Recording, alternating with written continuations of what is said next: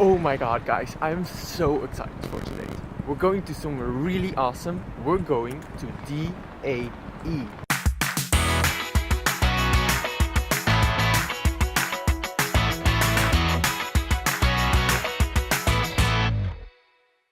So Digital Arts and Entertainment is the school for game development. And when I say the school, I mean the school. Last year they were elected to be the best school for game development in the world. Not just Belgium, not just Europe, the world.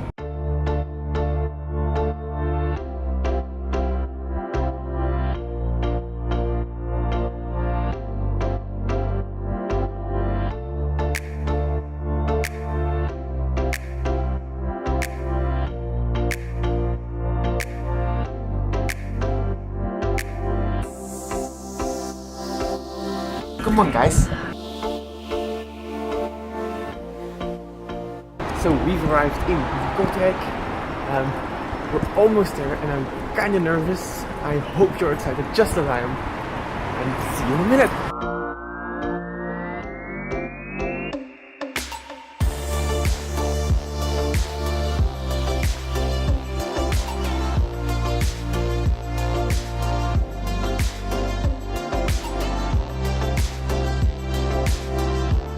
So, some quick facts about Digital Arts and Entertainment.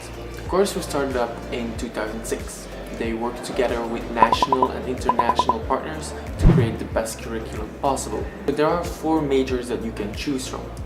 The first one is 3D modeling and visual effects. The second one is on the more artistic side. It's game graphics development. The third one is game development, or it's more the programming and coding side of development. And the last one is independent game development. That course prepares you to be an indie developer. If you're interested, I will leave the link to their website down below, so go check that out.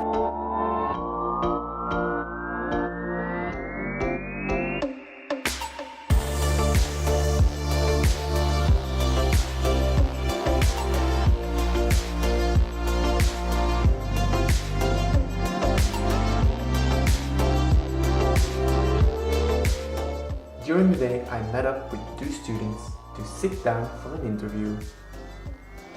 Davy Kosters, you study here at Digital Arts and Entertainment.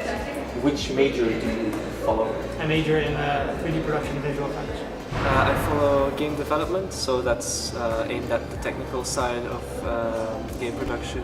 How does that link to your creativity, or how do you try to put your creativity into that? Well, the thing about programming games is that you have to, it's programming simulations, but not just simulations that you run over a certain time. You have to simulate a certain universe 60 times a second. It all has to go very fast, so you have to find ways around reality to make things go faster. So on the one side there's that, so being creative with mathematics, with code, and with logic to overcome certain obstacles, but also in the design process of a game and the production, I like to be creative with mechanics, what fits with a player, what's fun, what's not, and experiment around with that. I started drawing at a very early age. I never got perspective drawing really right, but I like drawing and getting creative and thinking of ideas that I could find in my head. So I moved on to motion graphics, where modeling and the creative aspect are still large. They're still huge. You can still do a lot of stuff yourself, or think of a lot of stuff, but what you can create is not limited by your computer and more limited by your camera movement, and your own knowledge of composition and movement and animation. Which is a lot easier to learn, because animation has 12 principles, and compared to modeling, which could be anything. It could be really anything. So where do you want to take your creativity from here? I would love to work at a high-end studio. I think everyone's goal here is to become the best of the best and get to work at NPC or Blur Island or whatever high company you can find. Because I don't really know yet. I had some ideas about where I want to go. I have some studios I'd like to work for, but that's not really how I want to evolve my own skills as a person. I've thought about continuing a master's program in computer science and maybe going more in that field, or going straight into working and trying to hone as much skills within specifically the game industry as I can, because it's just all about mastering the skill for me, and mastering the skill includes, of course, the expansion of your creative brain and how you think about stuff, but I don't really see it twisting more in terms that it hasn't already. So I think there is the baseline is already there. It's just about mastering that. And if I choose to say, okay, I've now had it with software development, with games, I want to go do something else, I'll certainly be up to try that. But those would probably be entirely different fields. To be fair, I wouldn't mind keeping it as a pastime, because a lot of people, often say that having a creative job can really burn you out, because after like 5 years of being completely creative, you're kind of, sometimes you lose the edge and like have to kind of recoup and recover.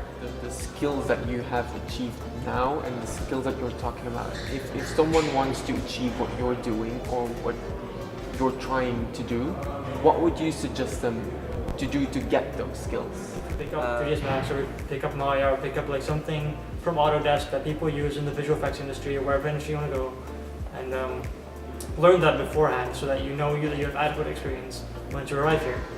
First of all, when you learn a new skill, it's of course, like everybody will tell you this, it's practice. Like it takes, it's estimated that it takes about 10,000 hours to actually master a skill, and you just have to keep working.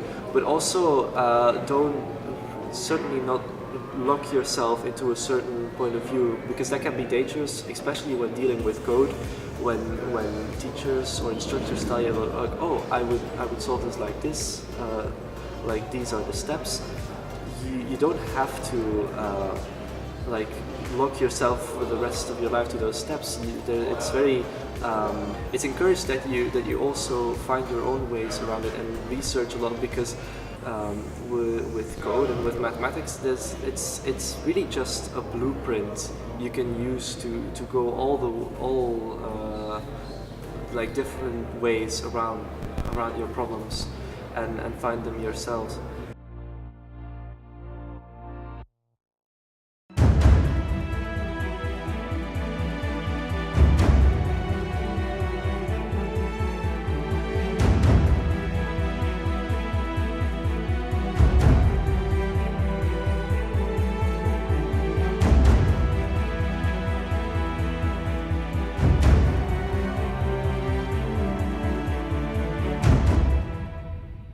Okay guys, I'm finally on my way back home. This was one incredible day. I hope you enjoyed it just as much as I did.